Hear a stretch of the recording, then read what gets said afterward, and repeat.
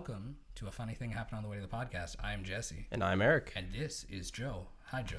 Hi, guys. How are you? I'm good. We're good, I think. You're Yes, good, right? I'm Eric? great. Perfect. I always let people introduce themselves because they know themselves better, and then I put in the lower third later. So. Right. The lower third. I'm afraid what the lower third would be. Just the blur. Joe Crawford. What do you do, Joe? We got a business card. We could even show that. There you go. Yeah, everything's on there too. Quick synopsis, I guess. You are award-winning entertainer. Yeah, award-winning. Yeah, award-winning entertainer, Joe Crawford. That's all you need to know. That's all. Top-notch Canadian entertainer. That's all. Just look at joecrawfordlive.com. Everything is there. Oh, he's a promoter. Yeah. Oh, absolutely. Basically, a little bit about myself. I've been entertaining for over 25 years. Started out as a clown. Oh, I know. Yeah. I had some questions about your bio. Yeah, and we'll talk about that for sure. I'm very candid. You can ask me anything you want. Very open. And I've played music, piano, sing, entertained, do singing comedy shows. In that singing comedy shows, I do dressing up and impersonations of Dolly Parton, Tina Turner, Okay. Sonny and Cher. I got to see this now. You can see the video. I sent you the video link earlier today, actually. Yeah. You can see me in that bedazzled purple dress as Tina Turner with the purple high heels and all. A relatively big-breasted Dolly Parton. Big-breasted Dolly Parton, all that fun stuff. And then also I host the Joe Show that I've been doing with my radio show for about 12 years now. We're in our 12th season, so 12 and a half years we're in it. And how many episodes do you think? When I did season 10, I know towards about 3 months before ending the season, we hit 250 episodes. But because what happened was I started out doing monthly, then I started doing nightly, then I started doing a couple nights a week, then got back into doing it nightly again. So I should say nightly 5 nights a week as opposed to 7 days a week. And then I ended up doing now just once a week, which is more than enough, and enjoy it. But I would say now, so from there, we're probably over the 300 mark, roughly, nice. I would say. It's pretty far. So, or pretty close into it. It'll take us 5 years to get to that point. It will. But you guys go weekly, like constantly, like you guys. Consistently, Yeah, anyways. you're over 50, 60 episodes almost now yourself. This is 56. Yeah. And we did a tally a while back, and I should do a new tally. In fact, maybe the new tally will be on the screen right now, but we are probably at like 85 hours of conversation. And that's a long time. For me, that feels like an underwhelming number considering how long some of these go. But it's amazing how how much better friends we've become doing yeah, I know. this. I didn't really know anything, I guess, in retrospect about Jesse until we did this. So it helps. We knew the surface level stuff, but now it seems like I've known him for 85 years. 85 hours. It's like dog years, right? 1 hour is 1 year of knowing each other. And then I remember the stories because I'm the one that, we both edit everything, but I hear the video time and time again. So there you go. So if there's any trivia on you, then he'll know it. It's true. We probably would be able to do partner trivia very well. We should do an episode like that. The newlywed game, but the newly co-host game or whatever else there. I have a roommate in this apartment, and we had a housewarming party. And being in the wedding industry, we see a lot of games with brides and grooms where they like do a shoe raise. Oh, right, yeah. We had a few drinks in us, and the people, our guests, Eric included, I suppose, told us that we should try that out, and turns out we would make a very, very good couple. We agreed quite a bit. There you go, see? Very good. Hi, Justin. But no, it's been an interesting 56 episodes just going through. There's been a lot of conversations back and forth between Eric and I, but we've been able to meet a lot of interesting people, including yourself. Oh, well, thank you. So, go ahead. Oh, I was going to say, with so many episodes or so much content released by you, do you feel like it really picks up pace at any point? Like, do you see a lot of growth at some point? Yeah, that's an amazing question. When I first started out, I literally thought, why am I doing this? Because I was having like 3 listeners at the time, right? That's us. So there you go, right? So I just doubled your listenership to 6. That's fantastic. All right. So when I went to terrestrial radio, I worked in terrestrial radio, and I left terrestrial radio but wanted to keep on doing radio. So I started out in an audio blog website. And do it that was totally free. It was once a month. Now, yeah, in that first year that I did it, I was lucky to have like Howie Mandel as a guest, the amazing Kreskin. Okay. So I was actually having like a couple hundreds of listeners at that time because those bigger names were coming up, but there was no way I didn't know how to promote myself at that time then. About 4 seasons or 4 years, so I consider a year a season. So after 4 seasons, I then ended up getting spoken to from a network out of Montana that said, hey, we like your style and how you interview your celebrities and your guests and that. Would you consider being on my network? So I said, okay, yeah, not a problem. He told me his protocol and that stuff. And after 4 years, now going into the 5th year, he had a year to get himself ready because he wasn't quite there yet to run an online 24-hour, 7-day-a-week radio station. I was still asking PR people and celebrity big names, PR people, to be on my show. A lot of turnaways, because I was a nobody, right? That's fair. Or whatever else. We recently got turned away by Ed the Sock. Oh, come on. No, I never tried for Ed the Sock, but I took a shot in the dark and contacted his people. I got 2 replies at the very least, but then they stopped. But okay, so let me tell you this is something that I learned. Don't take no for an answer. Oh, I tried not, but once they stop replying, I don't want to piss off. We the almost sock. got No. we got a very strange response from Doug Ford. Yeah, had I contacted him earlier, we probably would have had Doug Ford on this podcast. Right. And then as soon as he won, he stopped contacting. Oh, yeah. But you know what? What a waste of a vote. We're not getting political here. But you could also, there's other ways to communicate, though. You can make phone calls and whatever else, right? And just say, and even if it ends up being, and I'm not promoting lying, but of stretching the truth a wee bit and not saying who, so now they know who you are by email, right? When I send out emails, and even when I started, it wasn't Joe Crawford, it was somebody else's name and called it talent coordinator. Ooh. And when then they emailed back, because they were sending the email to my email, I would respond back as that person that sent the email. Until then, I would then say, all right, well, Joe knows more about this. He's the host. I'll let him take over from here. And then go on that way. So it's just the illusion. See, this is a problem because now after this episode, people are going to get messages from our talent coordinator. Hey, they won't know unless they really do the research. That's right? So matter. you can have the talent coordinator, or also too, then you can call up and be friendly and when I say call up, like I mean, and I'm going to go back. I'm going a different diagonal here for a second to go with the question. That's good. Okay, that it took me 2 years to get Jerry Springer on my show. It's a big deal. Yeah, but same thing, Larry King, it took about 2 years. But it was every 3 or 4 months. I would just send a reminder email. Now this is when I'm a little more established. I'm in my 7th, 8th year, so I'm still trying to chase tail there. But the thing is that I would just send, hey, I'm here. In that time period, I've had X and X and X and X and X on my show, and we're growing. So okay, Ed the Sock, all right? You guys are going to grow more so. I know it. I see it for you guys. All right. You already got Joe Crawford here. So this is fantastic. I know. We are on the precipice of something great. Yeah, right? But honestly, when you get more guests on, you have that confirmation to then go back and say, look, I've now had so and so and so and so on. And then like, oh, well then maybe, okay, then I'll do that. And then it just grows. So in my 4th year, I went to the net. I got contacted by the network. Network said I gave them a year because I said you got a year to figure it all out. Then I did an on live location. Said to the network, if you can get me up and running on this day, I have John Tesh, I have Alan Thicke, and I have this musician that was a Canadian musician based out of Nova Scotia. And we're going to be live on location. If you can get me set up and run, I'll be on your network. He did everything he did in his power, no problem.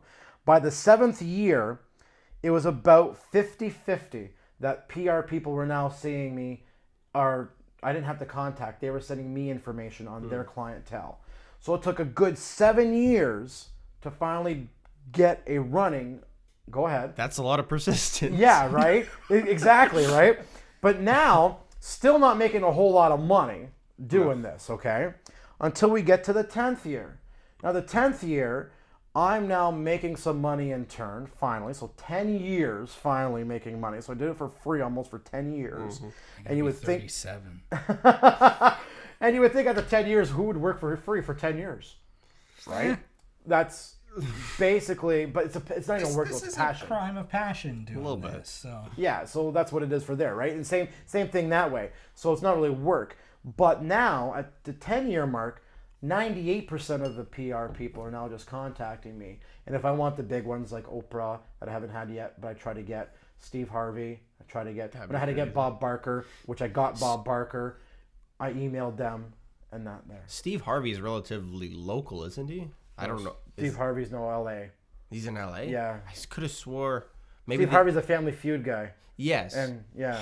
For some reason, I think there's something that always gets played on like a Buffalo radio station or something that I could have swore he was maybe coming in to do or something. Oh, maybe. So they do. So same thing like Ryan Seacrest, right? So Ryan Seacrest is based now out of New York, and he records his show, and then it's syndicated across all these other networks, or like Delilah or whatever else. Like, I feel like they were being dishonest because they were really playing it up as if he was this, he was at least coming to Buffalo or somewhere. they do, but yeah. There's the illusion again. I'm lied to. There's the illusion, right? So when I contacted you, that's what we've been trying to do with the limited amount of people we had. I think the original message was saying that we've interviewed local, like magicians, musicians, Niagara 411 and whatnot. yeah, So and that's what turned me on to. That's wrong choice of words to you guys. But, I'm used to it. It's yeah, okay. I'm okay with turning people on. This is why I stay in radio. But anyway, because I don't turn people on.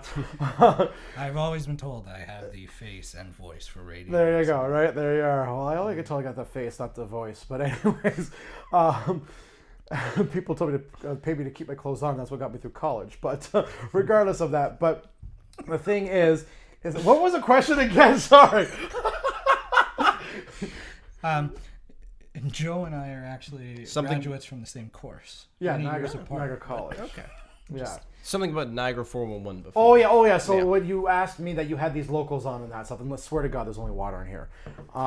That. Do you want some tequila? Oh well, we can. Well, we'll see how the show goes. Anyways, but I'm trying to get the answer here. Okay, here we go. But the thing is that when you told me you've already established your base of interviews and shows that you did, and you said you had all this local talent on, and I was like, oh, you know what? That'd be good, and it supports local and whatever. If I was like one of your first people to come on, I would be like, I would hum and haw, and where this time I didn't hum, it was like an instant automatic yes. So you built that base, you built the fact that you had locals, and the same thing's gonna happen when you get celebrities and that stuff as you grow more so. I'm blushing that you're calling 100 people and maybe 50 listeners a base. So you got to start from somewhere, right? I know. Here's an interesting thing, though. What do you think about just being in an apartment? Like, because this is, I think, what's I've holding already us kind of back. explained to him a future situation. We feel like it's holding us back, although we have something in the works right now for a studio. Okay. So basically, what you have is your lens of a camera. Yes. Right? So your viewers are only seeing what's in the camera, not beyond the camera. Hopefully. I mean... Right? I mean, well, unless you open up your camera. If you compose it correctly. Right, yeah. So the thing is, it doesn't matter if, like, how do they do it with the big green screen behind them, right? They're in a studio, but they're saying they're elsewhere because they got a big screen behind them. So it doesn't matter where you are, I don't think. For maybe trying to get guests, it can maybe deter a little bit more so. But I did a TV show I hosted a TV show that was put on by a real estate agent in Mississauga that basically wanted to have his own real estate channel and have different shows on. And it was the same thing we had in an apartment. It was in a condo that he had. But if you look at the camera, you only see what's beyond that. Or you don't see what's beyond that. You only see what's in the lens of that camera. So you just see a white wall, and that was it. For the guests, they were no problem coming because they were in the area anyways. It didn't matter. And they seemed to be okay with it. I had some big guests, and then the other bigger guests that, like Gilbert Godfrey, for example, it was done in a Skype interview because they didn't want to come into a condo. No. So, but if you can get us, like you guys are going to get a studio, which in the process. So, oh shoot! Did I say? Oh, It's okay. you guys got to put up with stuff. It's fine. I'm never being welcome back to this show ever again. No, So we're just sorry. working out the details. We've lost the good. Okay, edit that part out. I'm so contract. sorry, but oh shoot. They're coming to now Joe's Show Studios to do their tapings out of Port Colborne. And Not even that far away. well, for you, you're not that far, right? No, Welland. Yeah. So, but for growing and depending on what kind of guests you want to get, even too, like when I did my Joe Show filming of the TV show for 5 years, I had a connection with the casino, and we would just go to the casino, and you would go on location. It's a scenic venue. It's a scenic venue. They had their backdrop of their casino logos and all that stuff. Comic-Con, when I've done Comic-Con, you are in the Scotiabank Convention Center and you're whatever, and you just have like 3 chairs set up and they're coming to you. So it doesn't matter where you're at. I think if you go to them, it could be a lot better. But trying to get a big name celebrity, like say John Tesh, to come into an apartment, Probably probably not. not. No. We would but- not have tried with John Tesh, but I think Maybe should. Ed the Sock might the come, Sock. but he I come think out of it's- the yeah. it's safe to say that by the time this airs, big things could happen. So we are trying to get a studio space where we can welcome people. I'm so sorry. In. No, that's fine. I mean, we do have the power to edit it out if we wanted to, Yes, but okay. it's not that big All a deal. right, all right. I just thinking back last summer, I also had a nice, I guess, generational gap. We almost got Dawn Wells, who was Marianne, Yeah. except her answer was, "Well, it's a little late, and what's a podcast?" Oh no. So I didn't thoroughly explain myself well enough, Right. and I guess at the time I thought, well, I've loved Gilligan's Island for years, so if I could get Marianne, that would be crazy. But it's a little late, and I messaged her, and somebody from her Facebook replied, and I'm assuming it was her, Yeah. because I have no other reason to Right. assume not. She's like, well, it's a little late, and of course, what's a podcast? So Yeah. Well, the thing is, then you throw back at in that kind of scenario is that it may be a little bit late, but there's reruns that are on TV to this day, classic TV and of that nature. why And- I think she meant late is in they got contacted her too late for her scheduling. Oh, okay, all right. I thought maybe like too late because the show's no longer on that deal. I have every flipping Gilligan's Island thing possible. I know it's Nice. reruns. Nice, yeah, but yeah. No, it's thank you. As I said when you were walking up, you likely could be one of the last people to be interviewed in our humble abode. Yeah, that's quite if all you right. ever want to come back to some of our to our future green pasture, Yeah, absolutely. As long as I'm welcome and I don't spoil, don't tell me anything that's going to spoil it because apparently I just blab it out. I do have to ask a few things. Cause Yeah, I did my well, research. that's the whole point of this interview, right? So in 1995. Oh, geez, you're naming a year. That's a year after I was born. What was I doing in 1995 when he was 1 year? You're a baby. Oh, Benedica. Oh my goodness, you got a baby face. Oh, And you just now I know why. Oh, now I feel old. In 1995.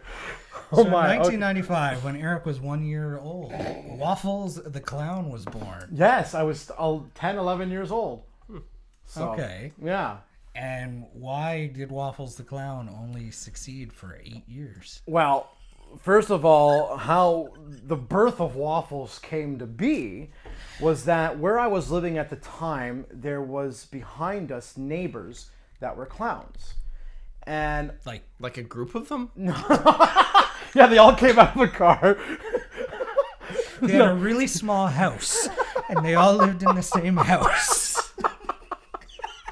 No, it was a couple. It was a husband and wife. That's fantastic. Oh, I love that. You are young. So that's okay. I love it. I love it. I just want to know if there was like a clown frat house or something. we did have a clown. I did attend clown school Yeah. where they put on a clown course for like 12 weeks in that. I'd want to go to a fraternity clown party. Yeah. And we had a clown graduation and all that stuff. But we ended up, this married couple were clowns. And I went to go see them perform. And at 10 years old, I was just as happy as the other kids that were 10 my age and that stuff. But I'm like, well, this is pretty cool. Like, this is something I want to do. Excuse me. That I want to do and entertain. So I asked them, how can I be a clown? Laugh it out. That's all right. That's okay. So then the birthing of Waffles came to be that way. So I did kids' birthday parties and a whole bunch of fun festivals and stuff like that. Did balloon animals, magic tricks, attended the course and that. And the reason why, so a little serious note now of why Waffles only lasted for 8 years. The first year of Niagara College of Broadcasting, the first semester even, there's like 100 exams that you have to take. Yes. Because you're covering radio, TV, film, like it's everything you're covering the first year. And not to down it or anything else in that stuff, but it was around the Christmas season, and with having all those exams, I also helped Santa Claus at that time of year as well. That was a question too. Yep. And then I also was doing Waffles the Clown. I was also playing the piano at locations for entertaining that way, that so much got added on my plate, I ended up having a mild heart attack. That's pretty brutal. Yeah. At the age of 18. Yeah. It's not a common thing. No. So the doctor said you need, even though it wasn't a lot of stress that was going on, like with the clowning or whatever else, the doctor says you need to give up some things. So what's more important in your life right now, because you're at 18 and you just had a mild heart attack. Yep. So, okay, fine. So then that's when I decided, well, I want to entertain, but how can I still entertain and still keep my foot in the water deal? And so the clowning took up a lot of extra hours to put the makeup on and all this other stuff, so I can be Joe the entertainer. And so then that's when the singing comedy started, because all I do is just put on a suit or a tux. Didn't have to do any other things of that nature. Didn't have to buy balloons, didn't have to make sure I had enough stock and whatever else. That was done. And then basically that's how the singing comedy shows became to be. But that's why I ended Waffles a Clown and became to continue on entertaining. Yeah. So I know we just took a turn. I know you didn't expect, like, we were like laughing, like, oh crap, now he's like dying. I was expecting like a punchline. It was an enthralling turn. It was. I liked it. Yeah. I had a. But this goes to show, not to interrupt, sorry, but this goes to show that, yeah, okay, the funny person or the funny guy or the comedian or the entertainer, it's not always fun, laughing jokes. They're serious, like everyone in that, they have serious occurrences in their life. And this was one of those serious occurrences and had to do a life-changing alternative, and that's what it came to be. One question that I wasn't planning on asking, but I will ask. I very, very occasionally was a clown in my town's local Santa Claus parade, and every so often I think, gee, that was fun. Do you miss clowning around? Now, no. I didn't. No. Like, how can I say? I do love kids, and the reason why I love kids because they get to go back home to their parents. But in that time frame, I'm around kids sometimes too now, and it's like, oh my gosh, I mean, I'm gonna make a great dad one day. I understand that. Maybe not now. I'm single, and there's no ladies gonna go up after they see this. But no, I'm joking. But we'll put his phone number at the bottom. Yeah, there you go, ladies. There you go. JoeCrawfordLive.com. It's all there. So just check it out. We might as well talk about it because you brought up before the interview that there was a mishap at a couples retreat, and there's been many mishaps. What are you talking about? I want to get into that one because it's incredible. And then Jesse said he had something to add to it. We may adapt it to a screenplay. Let's work it out. Yeah, hey, absolutely. I'm all for it. I want to write a book and of like my dating experiences because, oh my gosh, I've got some stories there's some crazies, I tell you. So how did you end up going to a couples retreat in the first place? Yeah, so a couples resort I go to is because I entertain there. I play piano and entertainment. So in compensation, is you get to go there for a little mini free vacation. and Sounds that like stuff. a good compensation. Yeah. So a lot of my travels. So what I end up doing is, and which I always attach on extra days after the fact to enjoy the time, because you're there while you roam, while not roam around. So the thing is that I end up doing work vacations, but then the work vacations can also end up being like a little extended vacation afterwards. So the person I was with at the time always complained about, I always do work vacations, I don't go on vacations. And I'm like, okay, granted, ditto, okay, fine. Where do you want to go? What do you want to do? And never would get an answer. So that's fine, no big deal. So if you want to come along with me on my work vacation I'm going on, and I'm taking a few extra days to continue on my vacation to make it then a relaxing vacation, you're always welcome to come. Well, little did she know that I was going to propose to her, and had it all set up and everything else. And with the first night we get to the couples resort, who goes to a couples resort and gets broken up with? But there's the punchline there, is that basically performed the first night, and then, because usually perform the second night, performed the first night, and then it was a breakup right after that. So thank God she didn't do it before the performance, because that would have been a little awkward. Yeah. But then it was more awkward because then you got like to spend the 2 nights and 3 days there with each other. You have to like share the same bed still, and what do you want to do? Like, I mean, not what we do in the bed, but I mean, what are we going to do like for our 3 days? Sure. Trust me, it was in the summer, but there was cold wind that was blowing through, I tell you. Oh my gosh. It was like, what's that one from Frozen? Elsa's her name? She came in and it was like freezing everything. But yeah, so then what happened was we still stayed there and made the awkward ride home afterwards. And then, all right, well, you must as well just grab your stuff from my house and take it and see you later and goodbye. And that was it. And was able to return the ring to the jeweler, thank God. That's good. That was nice, because I was a little embarrassed in doing that. But always know your return policy at your jeweler. Yeah, right. Always, because you always never read the fine print. That's right.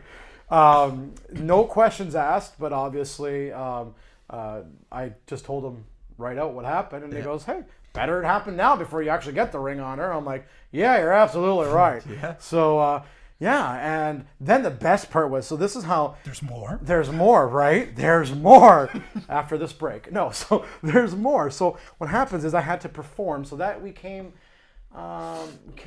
back on a Friday or Friday. I was depressed, whatever, for the whole weekend and all that stuff. Had to perform Tuesday night for a summer concert series that I was like advertising about and everything else. And it was Elvis night. And in those Elvis songs was all love songs mostly, right? As Elvis typically does. Yep. Yes. And of course, not one break, like stone face. Like if you didn't know that I just went through a breakup and didn't get to ask the girl of my dreams at that time to marry me, then you would have known there was nothing wrong. Now, mind you, some people knew, because I mean, I told them, hey, it's over, blah, blah, blah, blah.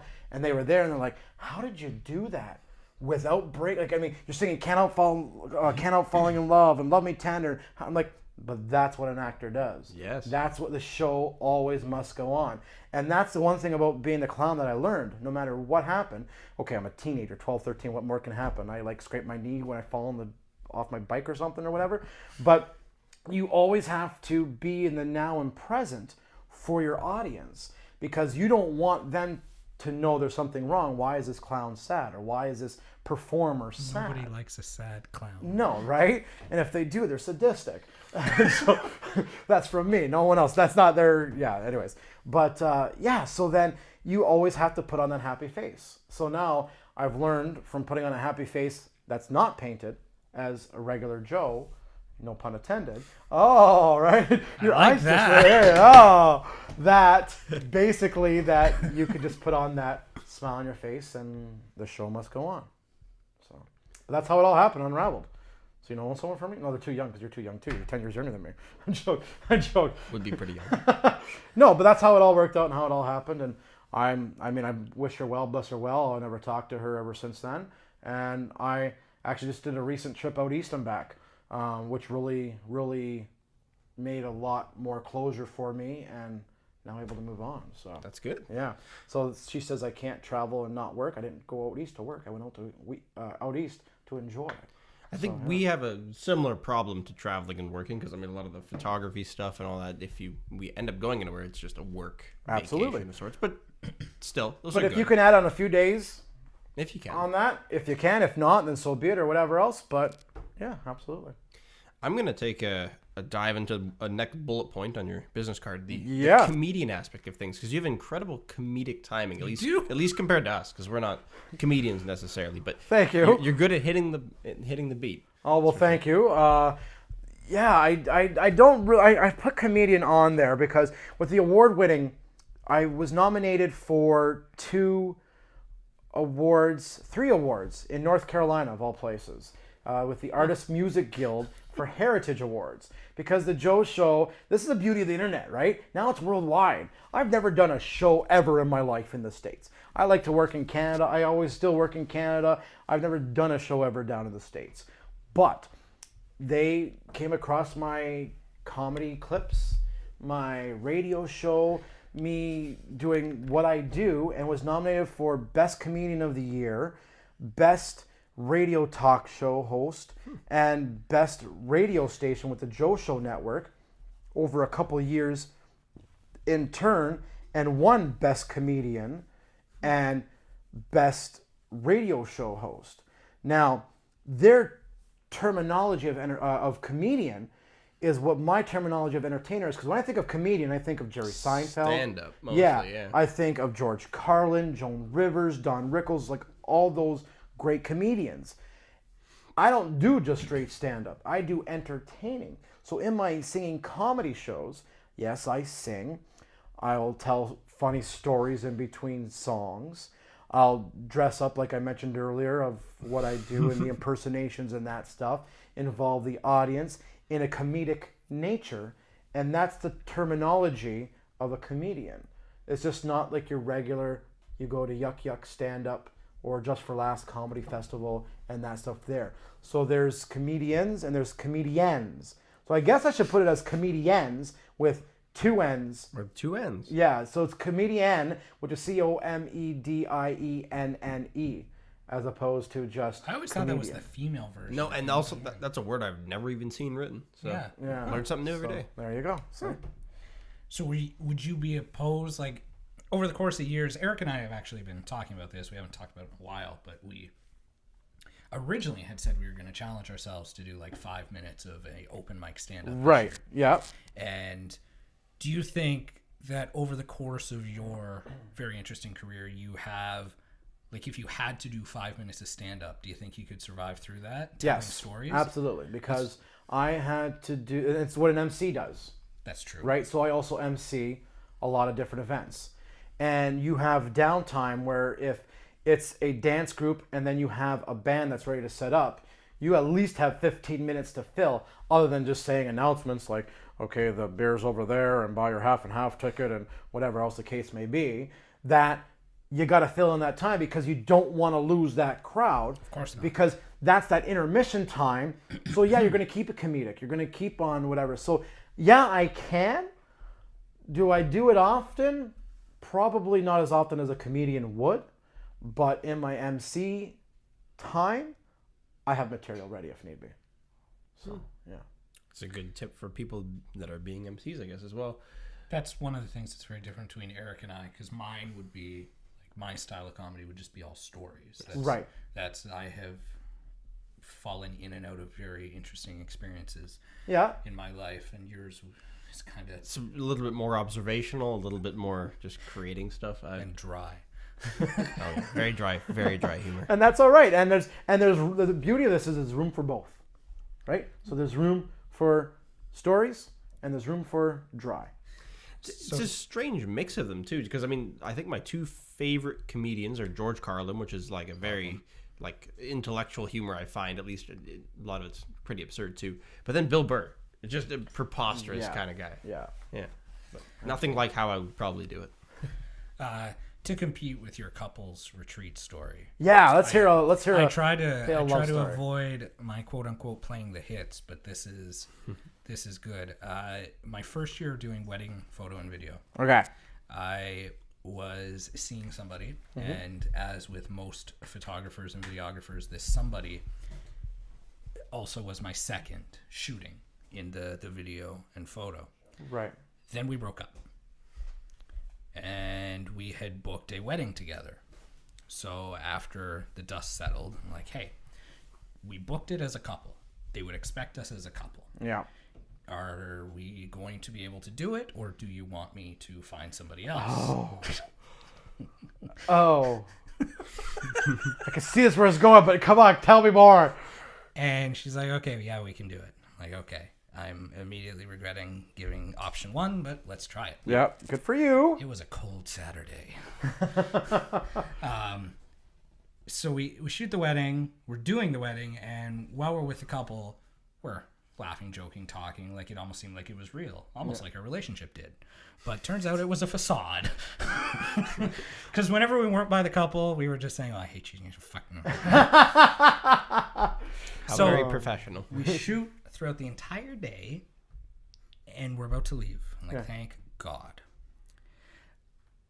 As we're leaving, we say goodbye to the couple, and the couple's like, oh, no, stay, one more dance. We're like, okay. So we end up slow dancing together. Smiling. Oh, yeah. Right? Smiling and talking. And I'm thinking, okay, I am a great lover of closure. I'm a writer, so I like narrative closure, even in life, if I can get it. So I'm going to apologize. Because there were some things where I was at fault. Yep. So I apologized on the dance floor. And smiling, she was like, oh, well, I'm so much better without you. I've got a new guy now, and he's hung like a horse. Oh, my goodness. I'm going to go cry. Yeah. Oh, they can be vicious, but Yes. that's all right. So we didn't work together after that. I can imagine, yeah. Wow. Yeah. So That's a little same awkward. thing. We had to act like a couple. Well, you. I didn't have to act. We just weren't a Did couple. you We just stayed at a couple's resort. Did you have to go home in the same car? No, we drove separate. Lovely. Oh, there you go. That's bonus. Yeah. But she had wanted to be paid on the day, and I normally, especially now I do, but normally I waited a little bit. But I realized that she was such a horrible person.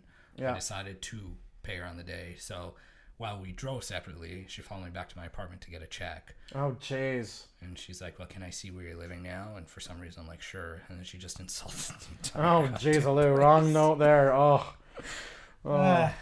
Well, that's horrible. But we all have those stories. But I went back to the couple's resort by myself because I had to go back and play again and that stuff. And they're like, oh, so you and so are together? And I'm like, oh, no, I'm single now or whatever. I'm like, think of it this way, I'm saving you guys food because they would have to bring 2 meals for dinner, 2 meals for breakfast. Like, oh, I go, that's how it works. But yeah, I'm sorry that even happened to you. Wow. No, I didn't even get any closure. I just got told, I told no more and then talking, and then that was it. And I didn't really get closure. I was trying to apologize. yeah, well, you got closure on your end, though. To a horse. Probably My Little Pony, but yeah, and then other dating stories. I've been involved in wheelchair vehicular manslaughter. We've told that one so many times. oh my gosh, Won't mention it again. Yeah. But dating is complicated sometimes. it is. Now I seem to have good luck, I guess. yeah, well, you're young, so don't be fooled. I'm joking. I'm looking to exit the dating field pretty much. You're looking to exit the dating field? Yeah, I'm good. I'm happy. That's good. Yeah, So you're gonna put a ring on it? maybe. That's good. Yeah, let me know. I'll DJ your wedding. This is going to be great because all of Tila's family is going to comment on this or freak out or something, but they all know that, I don't know. They've been all pushing for it forever. And same with my parents. How long have you been with her? Do they know something I don't know? No, they don't. Okay. How long have they been? Are you 2 years? 2 years. Oh, that's decent. Yeah.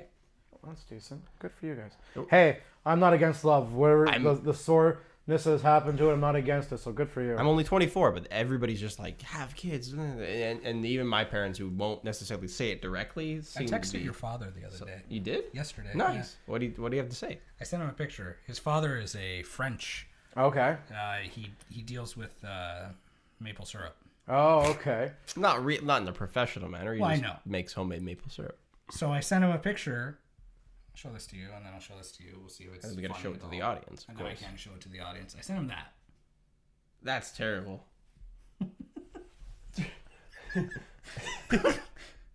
Oh, jeez, Lou. That's fantastic, and you'll have to say that too to enjoy that. And he responded saying, funny, so technically I'm ramming a pecker on my maple trees, which is good, right? I mean, they didn't have one before. That's funny. I mean, you're tapping a tree. Yeah, tapping that. Not hard. exactly the same thing. But are you? Do you ever? Because you're saying how they're saying, oh, you should get married and that stuff. Do you go like to weddings and they're like, oh, you're next, and that stuff? Because if they are, then you need to go to funerals and tell the old people, yeah, you're next. Ooh, that's a good one. I can see the humor in that. Don't rush it, but you know what? You're gonna know when it's right. But good for you. Thank you. So no, that's fantastic. And I say that sincerely. I'm not saying that. Now I'm thinking about saying that at funerals. I don't know. You just sit in the front row, stare. You're you next. look over. A proper MC would be so good as a funeral director if you could just have some. Right? I don't know. Of course. Even a ventriloquist would be great too at the time. And we put fun in funeral. Like, what? Grandpa's back alive again? Oh, but yeah. I'm sick. This is why I'm single. Hey, maybe it'll catch on one day. You put that one on the business card. There you go. Sick or single? No, funeral home Funeral. ventriloquist. Oh, there you Although go. single wouldn't necessarily be bad either. There you go. I know several people who have got business cards just because they want to give something with their number on it. I interviewed a guy long time ago back in Niagara College. His name was, I think, Rob Barnett, I believe. And he was offering $10,000. He had a website, 10kforawife.com. And I did it in my college years. I just remember, and he was like a bachelor, and he went through all these all these dates and that stuff. Interviews, I guess you can call them too, and that stuff to try to get a wife. But was offering $10,000. Mind you, I don't think he ever did end up finding a wife. But yeah, he was off. I don't have $10,000, but still. I'm lucky if I got $10 to my name. $10,000, but yeah. $10,000 for a wife. That's, I guess, a good... It's an interesting concept. Yeah. I worked with somebody recently who for Halloween went as Tinder. Like we designed a Vaguely. Tinder. How many guys go up to her to keep on swiping? Not many. Thankfully, she was a reasonably good-looking woman, so Oh, all right, yeah. she was fine. Then you should have a guy dress up as Grinder. That's all. What would that look like? I don't want to know. I don't know either. I'm just... So, since 1996, you've had a very active relationship with Santa Claus. Yes, very active, even as active as of last year.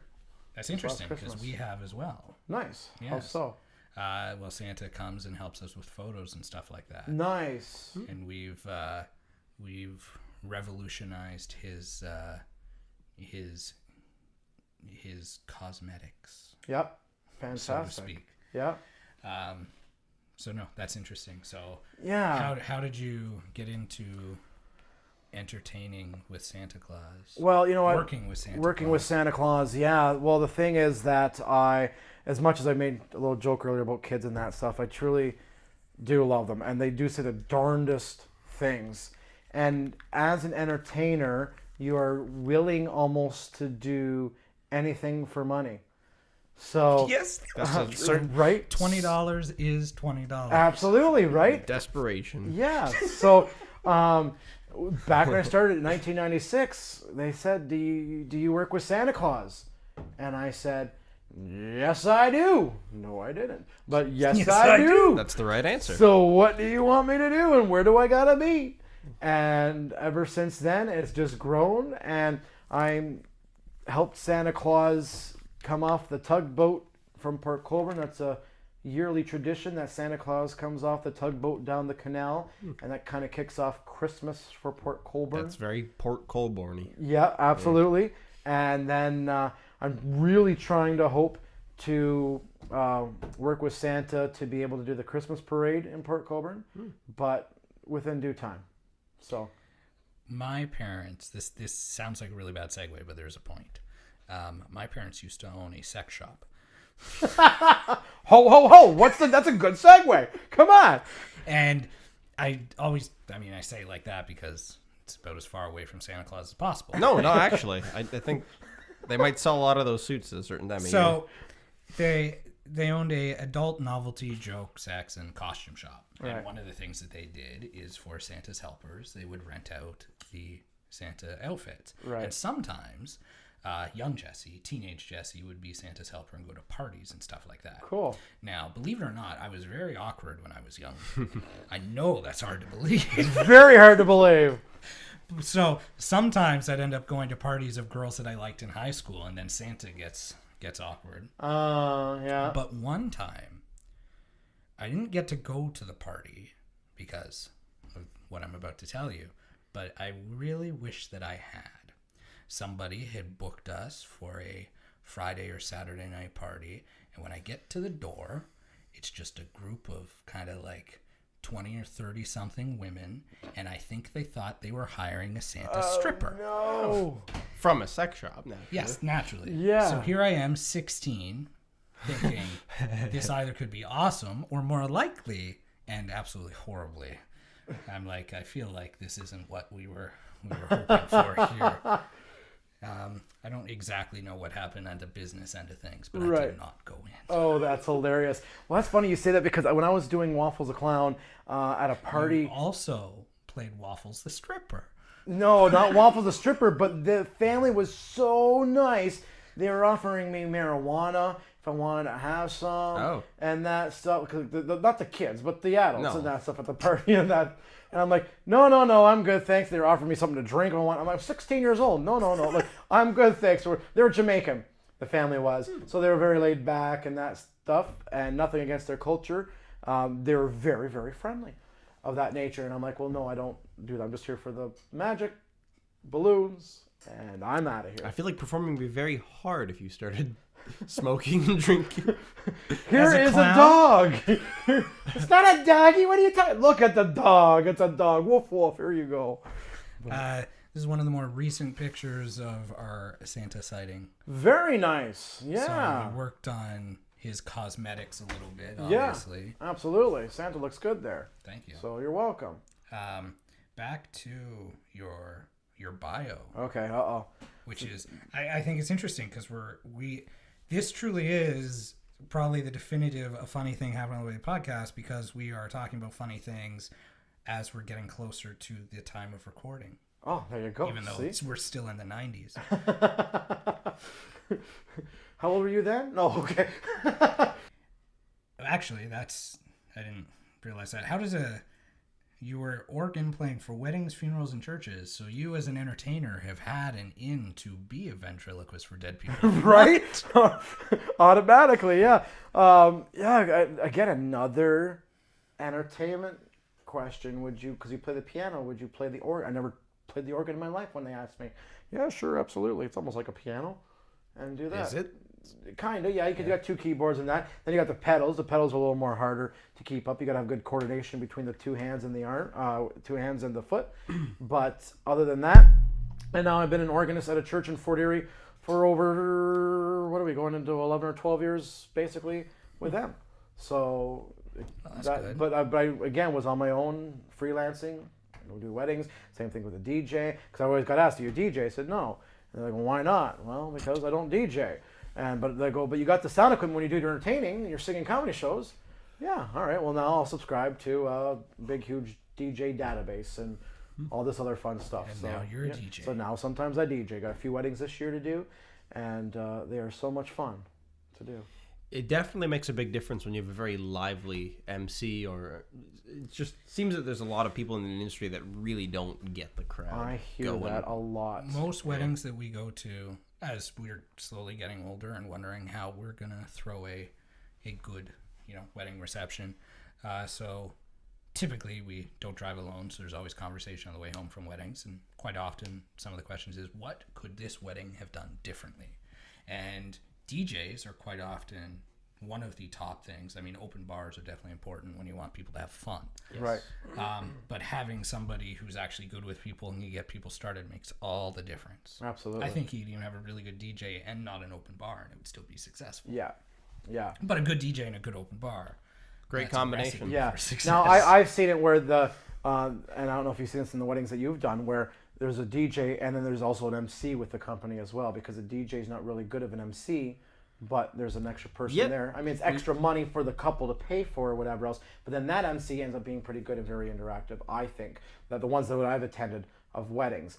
But for the most part, if you want to save money, you want a good DJ and a great MC. Or you want a great DJ and a great MC. You don't want either one to be at par. Because again, it's very interactive. You want them to be involved. You want to keep the things going. You want to. I don't try to steal away any speeches from the speech givers of jokes, but I always have wedding jokes, relationship jokes right in the back of my head just in case. Because if you got to fill that time, or whatever the case may be, again, you have that. So it all correlates together. So yeah, I agree. yeah. Yeah. So This one's just a random question. ask random. I'm good.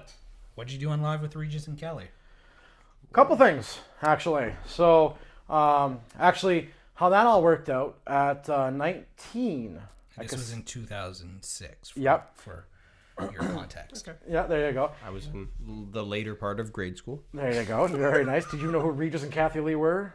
I think so. Or Regis and Kelly? No. I probably would have. Yeah, You would have known probably. who Regis was. 'Cause Yes, absolutely. That was Millionaire Days. Yeah, I used to love watching Who Wants to Be a Wants to Be a Millionaire. Millionaire, absolutely. So, back in when I was 19, a friend of mine wrote a letter to Regis at the casino, at Casino Rama, saying I was going to be there. I'm a huge fan of his. I think one of the greatest legendary broadcasters of all time.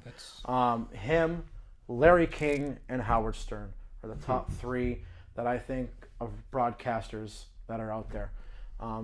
And unfortunately, Regis is retired. Larry King's still doing it, and Howard Stern, of course, on satellite radio. But not that they needed that plug or anything, but yeah, anyways.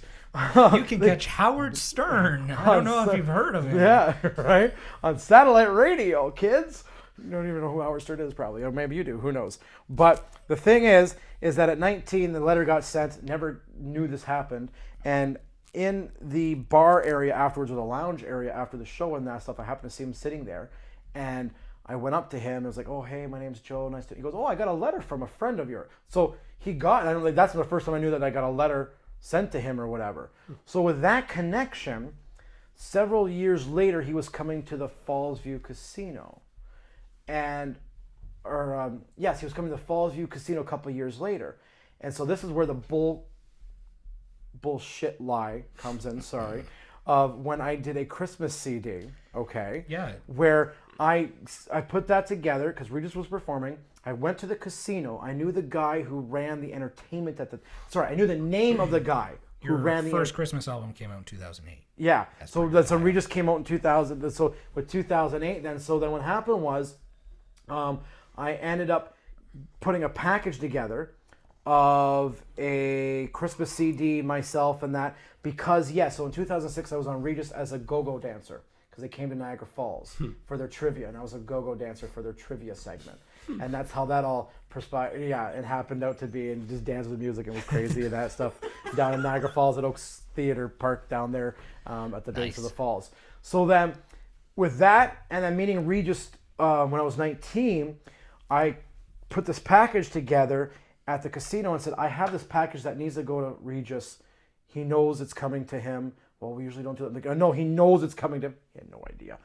And so this needs to get to him because I'm supposed to sing with him on stage. No, I wasn't. But, all right. So he needed this for me to sing on stage with him tonight at the casino. Oh, then this is important. We got to, but like serious, whatever, got across, whatever they did, they took that package and it went to him. I went home and I was telling everyone, I'm singing with Regis Philbin. I had the whole week prior. I had the newspaper at the time put a story in that I was singing with Regis Philbin. I had no flipping idea if I was going to sing with Regis or not or whatever.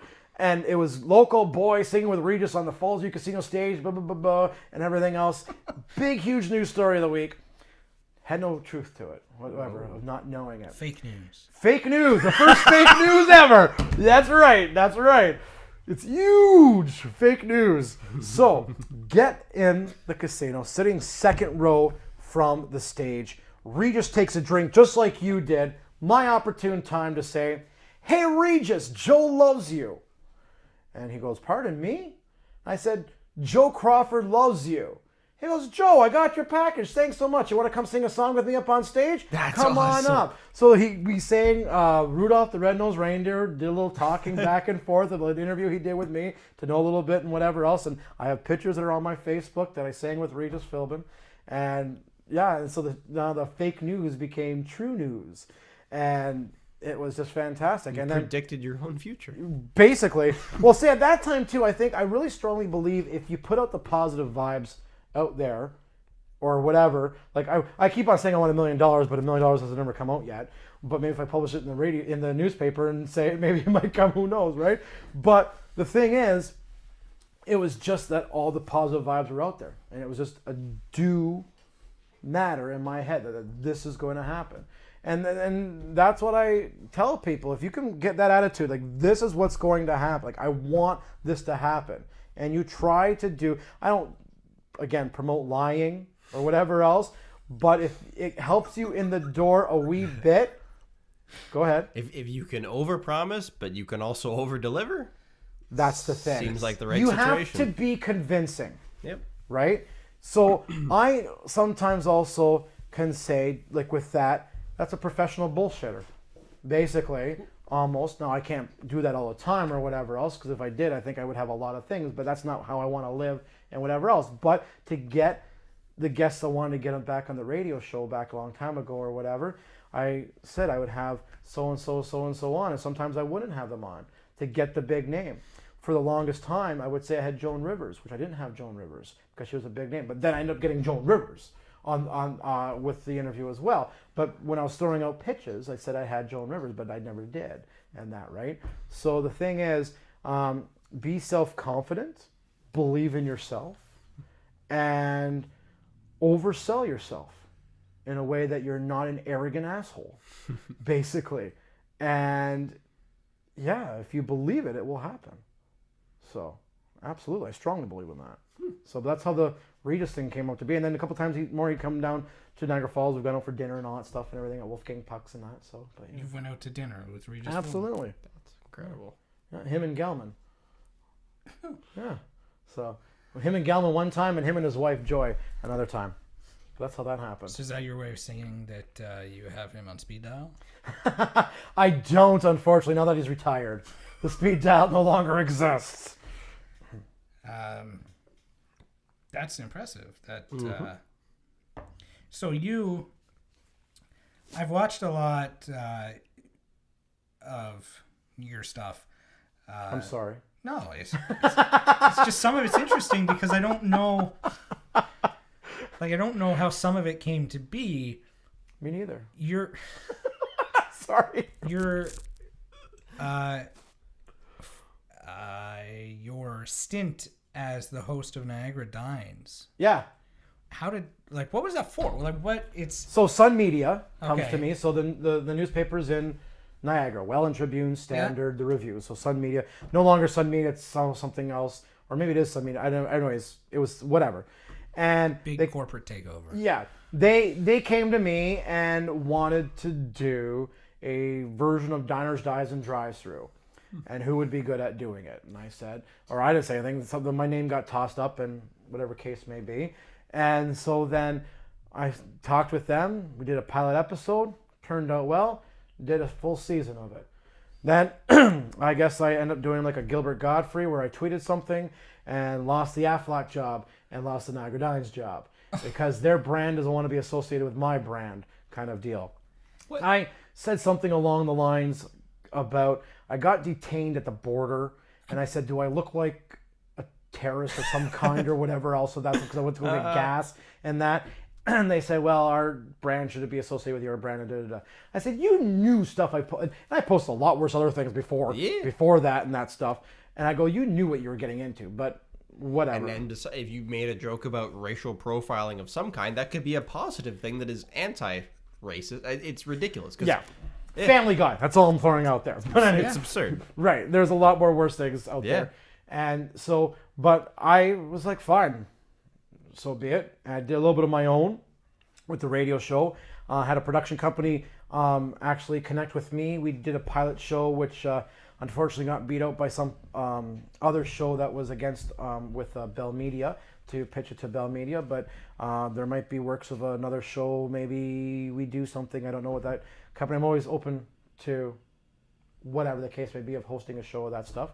But with that said and done, the Niagara Dines lasted for the year. It was a lot of fun. Great restaurants in Niagara.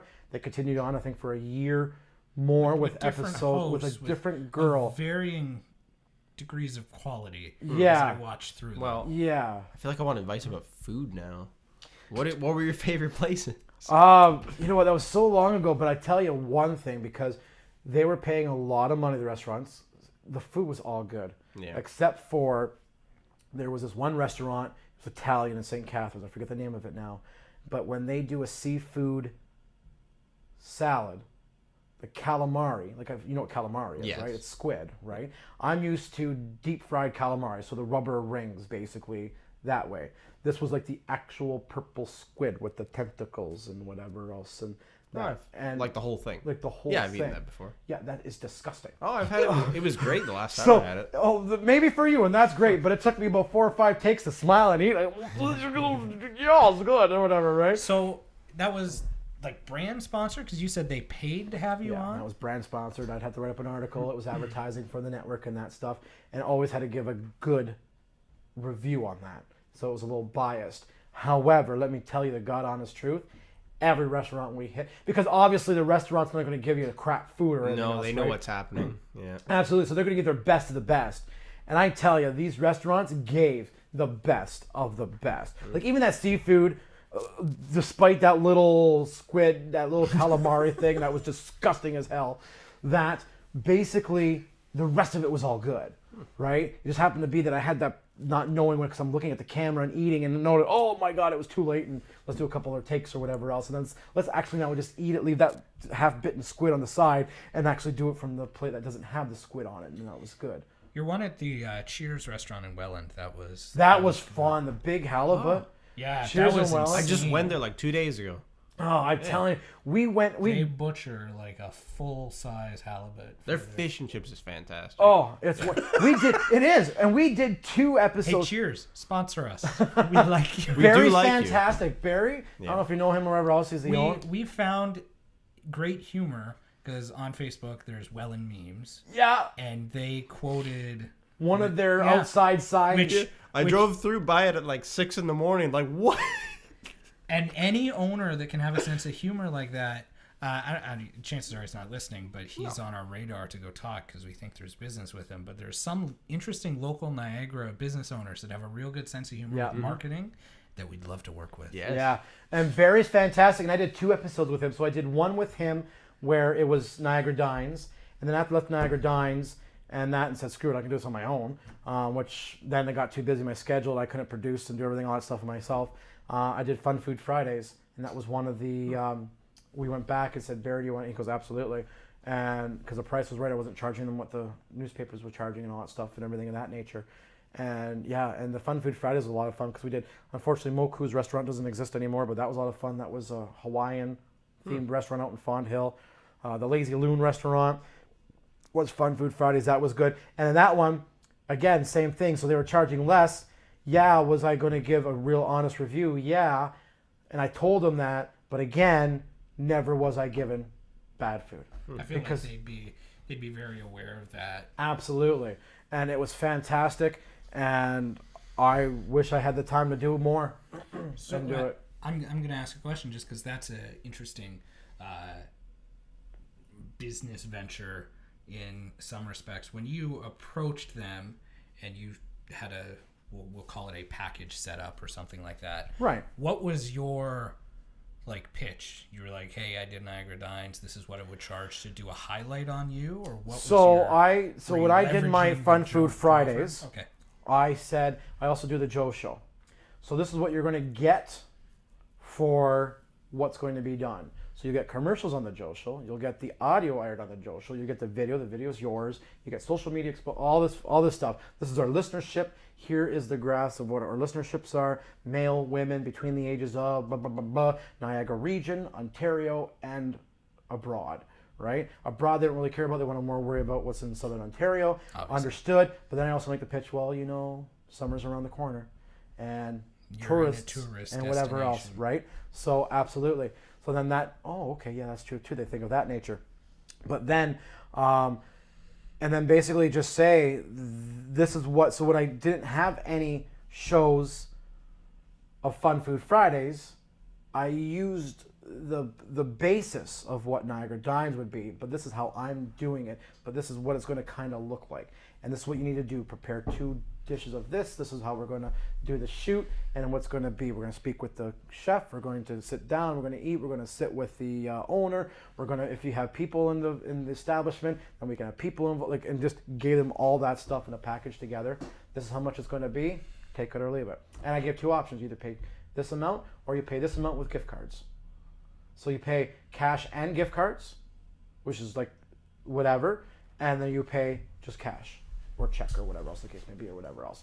But gift cards they usually go for the second one, because the gift cards they make money off of anyways and whatever have you. You do a $25 gift card, get 2 people to go, you may be eating a $30, $40 meal, or you eat by yourself, and because now I'm single, and you do 1.5 meals, right? Because you're going to go back to use that leftover $25, and then you're going to start then paying at that time. And then word of mouth, and it goes around that way, and exposure, and then they're still paying some cash for your time and effort that you put in. Very, very smart. It's a very well thought out business. Won't mention last names or whatnot, but it seems as though there's another Niagara Joe that is doing. He is. No, you know what? We can. And I know him? Yeah, I went to high school with him, Joe Gonzalez. Right now, he's out trying to find the gold medal burger, and I think it's fantastic. Funny story. I did a MC event for Summer Flicks or whatever else. I totally forgot about this Joe Gonzalez guy, because I went to high school with him. He's a couple years older than me. I guess he was doing Impossible. Yeah, I know, right?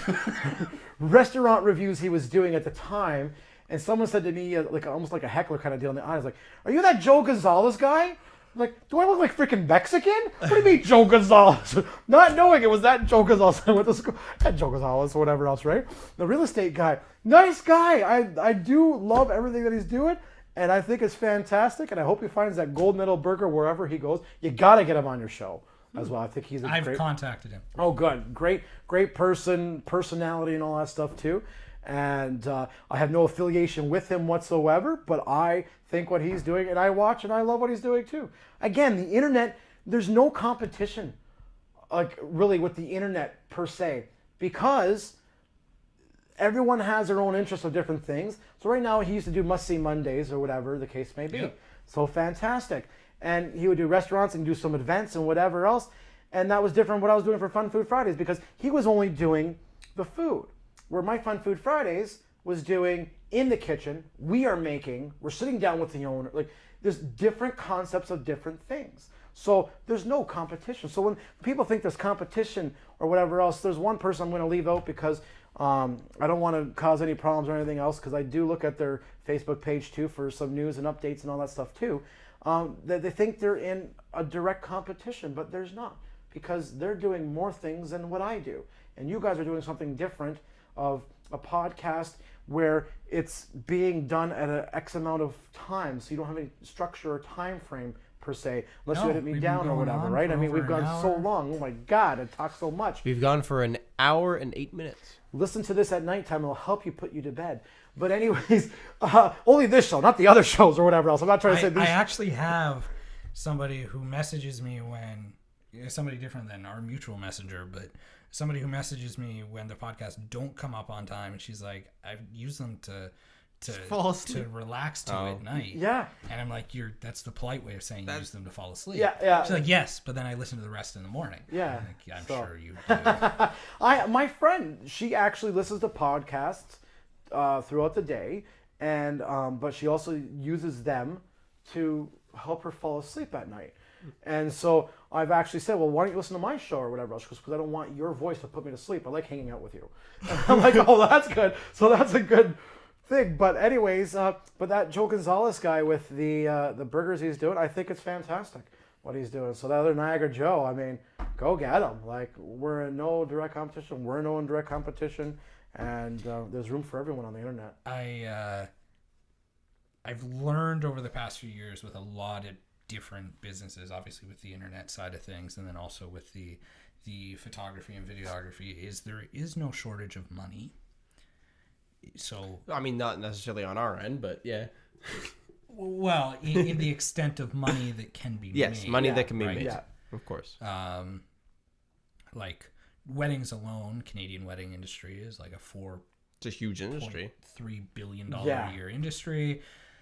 Statistically, people spend a huge chunk on photo and video, so that's still a $1.3 billion a year industry. There's absolutely. enough to go around. Oh, and yeah. with stuff like this, I don't know where it's going to go, but Yeah. we could. It seems like the main trick is just to set yourself apart. Do something that's different or interesting, something that people haven't necessarily heard of, or just do it better than everybody else, kind of thing. But then maybe you can take more Like of I it. said, it took me 10 years now, and with 12 years going, I'm having over almost at times 4 million listeners a week That's for the Joe incredible. Show across North America wide. But I mean, when I got like 1 million, I was on my 9th season or whatever. So it took 9 years to get at least 1 million a week to the show, and then when I broke 2 million, and then whatever else, I just joined on iHeartRadio because I'm getting the listenership. Because of that, when I hit the 2.1 million mark, I said, iHeart, look at this is what I'm doing, everything else. Okay, you've established yourself. And it wasn't until like last spring that I actually got on iHeartRadio. So, yeah, okay, it's archived as a podcast because my show goes to a network that airs 24/7. And then I get that show back because I have all the rights to it. And then they're able to, I can use it however I want. So that's when I put it on iHeart and iTunes and garner up more listeners. So now we're hitting like almost 4 million because of iHeart and iTunes added together as well.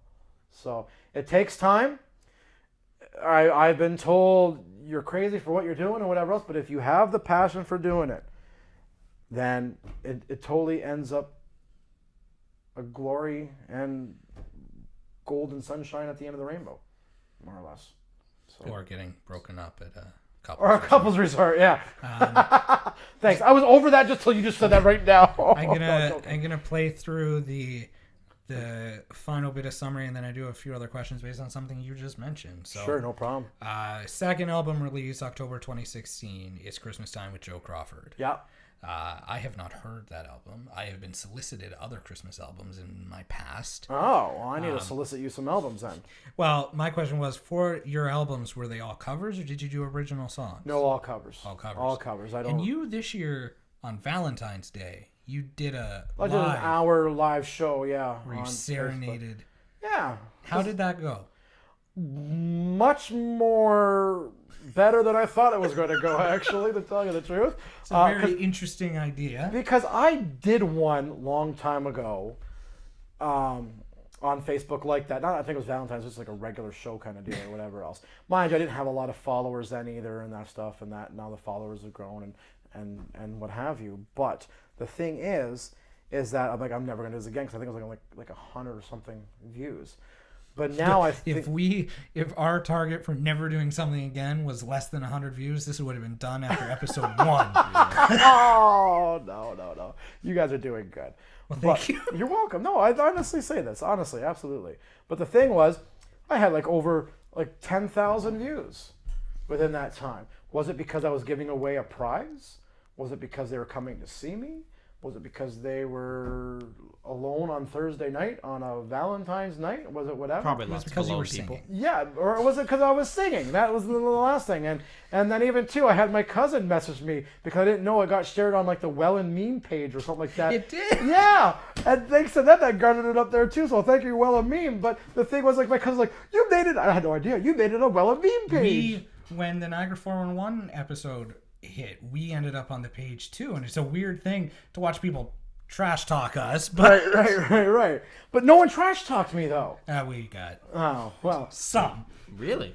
A little bit. I've never seen Yeah, it. and I don't mind if people want to trash talk me. Go ahead. I got big shoulders. Got a bigger stomach, but I got big shoulders. Yeah, me too. So, but yeah, so that went over really well, and the album. I'll get you some albums there and that stuff, but they're all covers. I sing all covers. Well, that's good. So yeah, my mind thinks more of one-liner jokes and stuff like that, and my mind's like a hamster in a wheel that never stops turning, even at nighttime.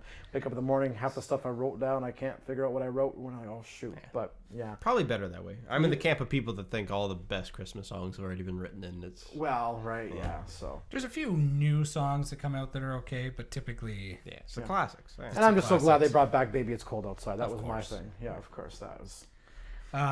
To that October 2017 Niagara Entrepreneur of the Year award nomination for Best Innovator. What did you... Just the platform were you innovating, or what did... What did you That's innovate? what I wanted to know, too. What's When I the got innovation? So I wanted to know why innovator and whatever, right? Because You're Steve Jobs. yeah, right.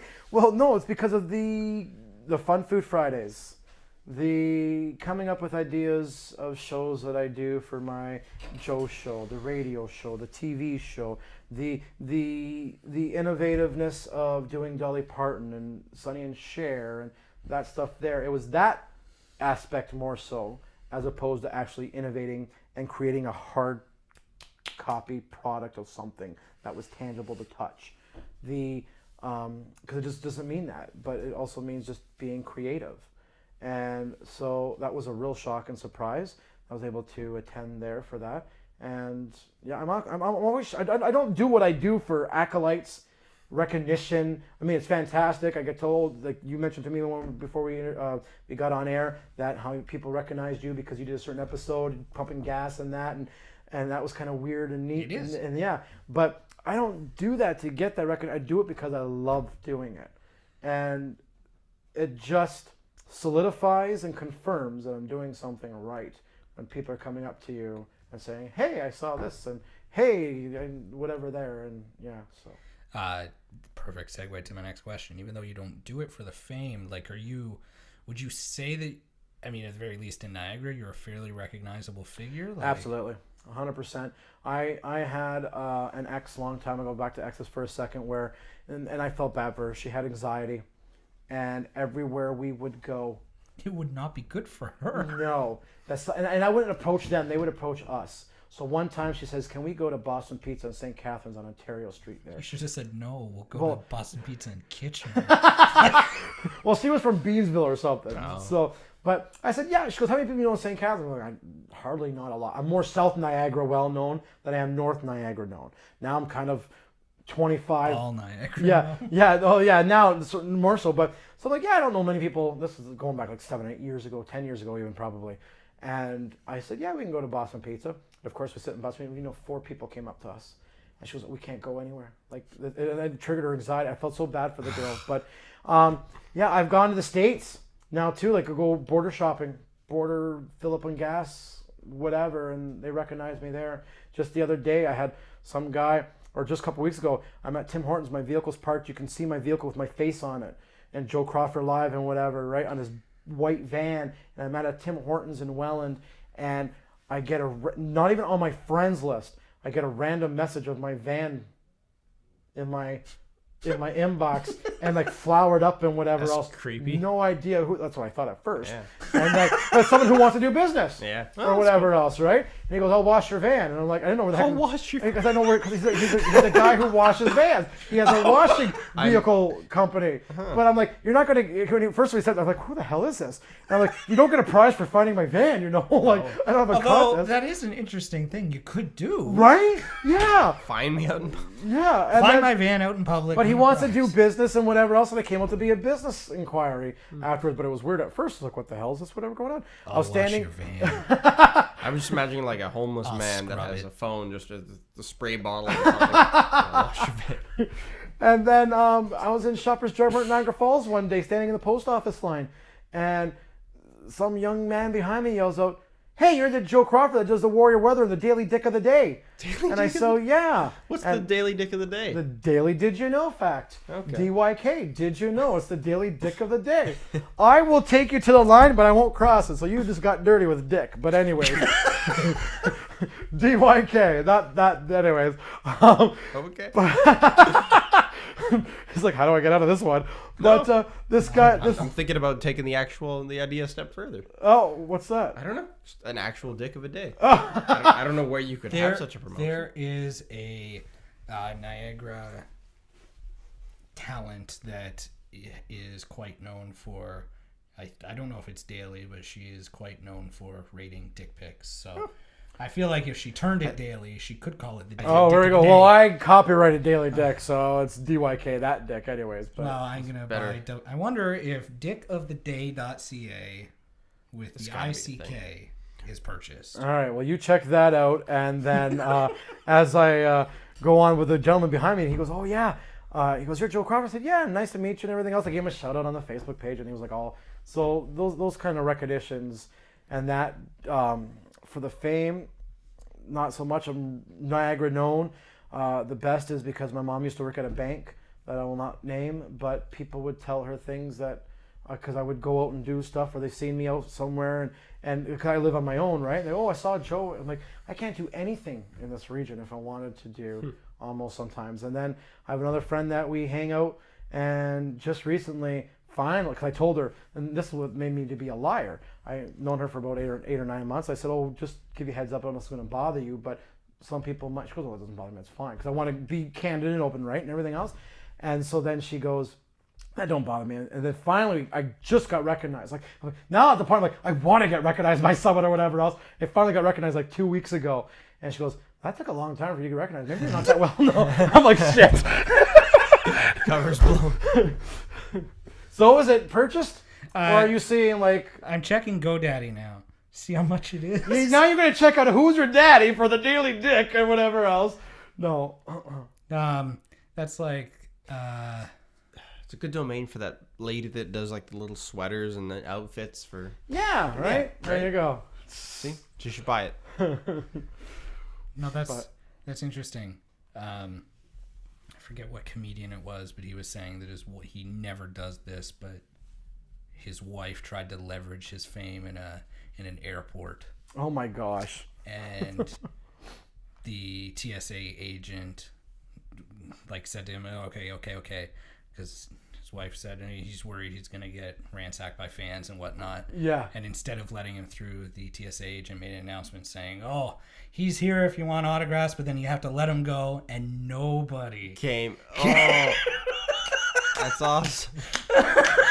That's what I'm afraid of one day is going to happen. I got to say, secretly down inside, I like to get that recognition, though. It's a weird thing. Yeah. I had the complimentary one was at the gas station. Yeah. But last year I just ended a like retail work relationship, and I was behind the counter at a retail store, and a woman kept staring at me. Whatever I can say it. I was behind the counter at BD's affiliation. And she kept staring at me as I was working. I'm like, I had already helped her, so I'm like, "Is there anything else you need?" She's like, "No, never mind. It wasn't you." I'm like, I'm very confused now. What do you mean? She's like, "Do you do a political show?" Political show. And I'm like, "No." Yeah. She's like, "Oh, I was watching something with Johnny Tischler, mayoral candidate." Oh. And I'm like, "Oh, yeah, that was... Why did you think it couldn't be me?" Because I'm here? Like... People don't grab that concept. You can do many things in one day. We haven't talked to Johnny in a while. Oh, he's coming back on. He's coming back on. April 1st. Nice. There you go. Yeah. We have it's been very interesting lining up guests. Yeah. Trying to balance everything, and then we got a string of multiple guests, and didn't want to book too far in advance. Right. Absolutely. We're getting there though. Yeah. That's good. So now we're getting to the point where I have to start making the calls again. We miss the main reason why I try to get in touch with Ed the Sock. Yeah. Is because I saw his schedule, and he was performing in Niagara Falls on a Friday, Right. and then I grew up in Tillsonburg. Okay. Okay. He was performing in Tillsonburg on the Saturday. Oh, I'm like, jeez. Is there no stop between Niagara Falls and Tillsonburg? Like, what the? You think you'd hit Hamilton or something? Like, Yeah. who thinks Niagara Falls on Friday and then Tillsonburg Tillsonburg on a Saturday. So I messaged him saying, either or, you want to do it on the Friday or the Saturday, we can make it work. And all I got was, "Go on." So I explained more, and then he said something else, and I didn't hear anything else. But it was just an odd thing. You should have stretched the truth and said that you were a local celebrity in Tillsonburg and leverage all of the relationships you have. Well, yeah. and say that the people want this. The sad thing is after I messaged him, I sent a message to Eric, and I'm like, do you know who Ed the Sock is? And he said, no. Oh, that's why they got the vibe. But it's okay, because people of my age, I feel old. a friend that I have that is my age said he knew very well who Ed the Sock was. So And then it's not even an age Googled thing. him. He looks funny. I'm like, I think we may have an interview with him because we're talking positive. And then I thought, I mean, now we have you, so it wouldn't be true anyways. Right. Like, how would you feel if our most famous guest was a sock? Well, see, you tried to go after a sock, and I interviewed lamb chops. That's amazing, though. Yeah. So kind of the same. You know what lamb chops is? Nope. Oh my God! My girlfriend would be envious of the fact you emailed you Interviewed. Lamb Yeah. Chops. It was you don't know, really? Nope. I have a amazing unawareness of a lot of things that were on TV. Well, and explain such. lamb chops to him. I want to Well, hear basically, this. it was a puppet as well, right? And it was wasn't real? No, it was a puppet. What? Yeah, I know. I'm sorry to say. And Charlie the horse and that, and they would Ed was just licking peanut butter. right, Ed and the it was a horse. kid. That's too old for you. Oh God, what have I gotten into? But it was a kids program with Sherry Lewis, and she's passed away now, Yes, and the daughter. I do know who that is. Okay, well, Sherry. How do you know Sherry Lewis if not lamb chops? Oh. Look, when I was a kid, I had very limited TV options. But Sherry Lewis was with lamb chops. All the time. But No now the daughter Mallory Lewis is Seriously? carrying on the legend You of don't know lamb lamb chops? chops. Looks slightly familiar. Oh, Yeah, yeah. so this is the song that yeah, it goes on. Yeah, Okay, yeah, yeah. it's ringing a bell. All right. He's just saying that so we can move along. I think, No. Josh. Anyway, But- yeah, she was a very famous kid show. When I was a kid, it was Barney when I was really young. Yeah, terrible. I know. I don't know how. Teletubbies. No, actually, it was too Blue's old. I Clues? was too old for Yeah, that. My you'd be brothers, too old. my brothers were into Teletubbies. But then I don't have any clue. My parents Arthur? have. No Magic School Bus? Yeah, Arthur, Magic School Bus. Well, I like those. Mr. Dress Up. No. Mr. Rogers. Yes. Really? No Mr. Dress Up? CBC, though? I don't know. My parents have brought up a couple shows, and they're like, "Oh, you still have that when you're a kid." I'm like, I don't even know what that is. I don't recognize it at all. So I clearly have lost about 4 years of my life. I have Elephant no Show. idea what happened. There's a little Not a clue. blackout somewhere Oh, along yeah. the line. Somewhere along the yeah. line. One night you were drinking and you lost your childhood TV show memory. Probably. Interesting psychological phenomenon. Apparently, for most people, their ability to remember things kicks in right around the age where they start to master language and that they have That's not conversations what I with thought people. you were Because going to it's after say. he No. eats beer or whatever else. No. So if you can talk fluidly with an adult, you can probably remember to that time. And I'm not going to question you on that because you studied that. I did, well, not really. I took a class on it. Oh. But yeah, studied biology. So close enough. Yeah. Call All it right. He's the smartest person I know. Now where it counts. I just childhood celebrities, the most not where it counts. Useless information doesn't Useless contend but as being important smart. information. That's right. Sure. Trivia night, you'll be fantastic. Perfect. Meeting childhood celebrities. I grew up loving The Elephant Show. Yes. Right, Sharon Lois Sharon and Lois and Bram. I've seen them. And And Eric Nagler. yes, He's Canadian and Yeah. lives. Yeah, I met him too. I mean, just grew up, saw them in concert and everything. And through just family situations, we were at a benefit at this hospital for sick kids in Toronto, and my brother was one of the award winners or recipients of something. Yeah. And they were performing there, which is Cool. cool because Yeah. that itself is a private engagement. Yeah. And I feel like I've mentioned this on this show like a week ago. This is very familiar. I said it to somebody, but there's a very weird situation where you're standing a foot away from your childhood heroes, not heroes, but childhood celebrities. Yeah. And they're having a conversation with your parents like they're actual people. Because Bram, at the time, and still clearly now, needed hearing aids. And Right. so did my brother. So he's having a conversation with my dad about his hearing aids and stuff like that. It's just a weird Yeah. personification of these TV stars. Yeah. Absolutely. And I never met Lamb Chop, but I also met Mr. Dress Up as well. There you go. And I met, what's the one that does she was a clown and she did the clock on the floor in her. I watched think of her whatever name. this I was. met The big comfy couch Yeah. girl. Yeah. I met her too at Ontario Place years ago. Oh, okay. Yeah. I used met to her watch on- that as a kid. I don't remember anything about what it was about, but No, I just remember the was clock a- thing and she was It very was flexible. a giant couch that yep, Yes. she did. find stuff. nose. Yeah, she was a clown. Yes. That's right. Hey, All comes back down to being a clown. it does. It all start. Maybe that's the moral of the story. Be a clown. Be a clown. Don't lie, but be confident. And lie a little. Lie a little. Lie a little and hope you can back it up. That's right. Have you, off topic, but I guess that's good. Have you ever oversold and then I'm asking you, not him. Me? Yeah. Have you oversold and then either underdelivered? Ooh, all the time. And Sex life. That's very true. Sorry, Melissa. in university, I had to do it regularly to convince professors to let me do certain things, and it was just part of. I don't know. I just got used to it, I would say. What else did I oversell? I don't know.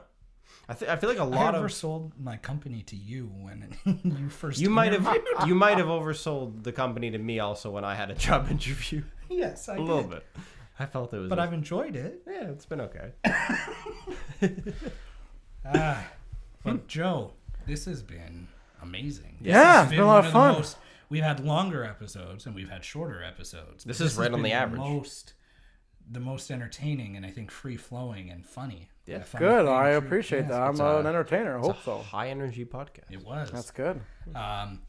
So when we get our spoiler alert studio, If let's keep it with if. We'll see.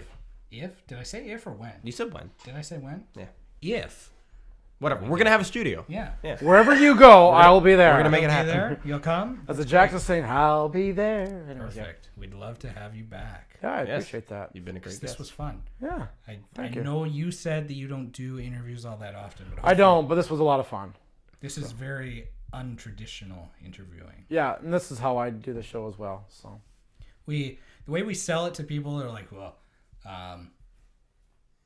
Niagara 411 and other people is there's lots of businesses out there or people that aren't personified exactly. So we try. You obviously are. yeah, But this has worked out very well too because you already know who you are and you ran with it. Yeah. You have to personify you. exactly. Yeah.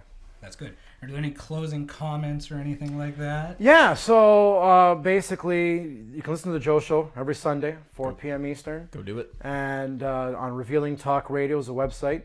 You can listen on their mobile device, revealingtalkradio.com/live. Or you can go to my website, joecrawfordlive.com, and click on the Joe Show tab, and all the information is there for the Joe Show. You can hear past shows and interviews with celebrities I've had on in the past. Also, you can check out, while you're there, locations and places that I'm performing at and entertaining at.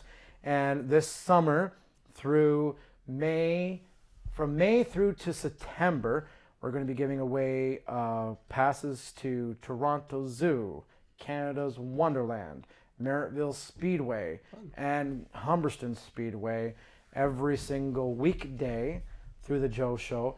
And people can like that on Facebook. Again, all the links, just go to joecrawfordlive.com, sends you all there, and how you can find out more information and get some fun stuff to do during the summertime. And I thank you guys for having me on. It was a lot of fun. Enjoyed it.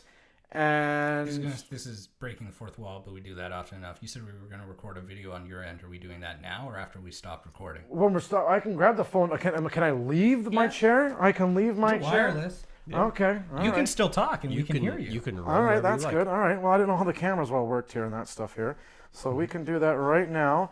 This is cool. Yeah, a video and a video. Yeah, video into a video. Okay. Videoception. Videoception. Videoception. So basically, this is going to go on the Joe Show page. Should have brought the selfie What do we stick. say? So you can say that I was on your program, and that's basically how they can hear your podcast and program. I know I shared it on mine. I'm going to share it more so, and that's also people can get on your Facebook page and like. Oh, and in the future, you might be able to hear Joe on podcast.com. Yeah, that's something amazing or whatever else. I learn something new. You learn something new every day. You can list So everything. I don't want to. I'm gonna let's flub it up. do video. You're gonna flub it? You Or can maybe I flub it. won't. Do Well, you we're not wanna do it? live, so it's all right. Okay. So we'll do it from my end here, and we'll go. Hey everybody, Joe Crawford here in the studio of a fantastic podcast called what? A Guys? funny thing happened on the way to the podcast. A funny thing happened on the way to the podcast, and a lot of funny things happened during the podcast that you'll get to hear on where? Well, you can listen to us on Facebook, YouTube, Spotify, the Google Play area, and iTunes, Apple Nice. Music, and everything. Nice. And we're everywhere. We're you can all find over the us place. everywhere. Fantastic. And you guys, who are you? So we know. My name is Eric. And I am Jesse. Why are you talking into your microphone? They can't hear I that don't microphone. care. It looks more official, doesn't it? Eric and Jesse, a fantastic podcast. A lot of fun. They have almost gotten 60 podcasts on its way. You can And spend more time with us than anybody ever wants to. I know I have. All right. So anyways, I'm joking. No, seriously though. You guys are great. And thanks very much for having me on your show. No problem. All right. You can check that out very soon. And I'll share it on our social media too. Thank you. Thank you. There we go. See, simple and done just like that. We didn't even sign off directly here, though.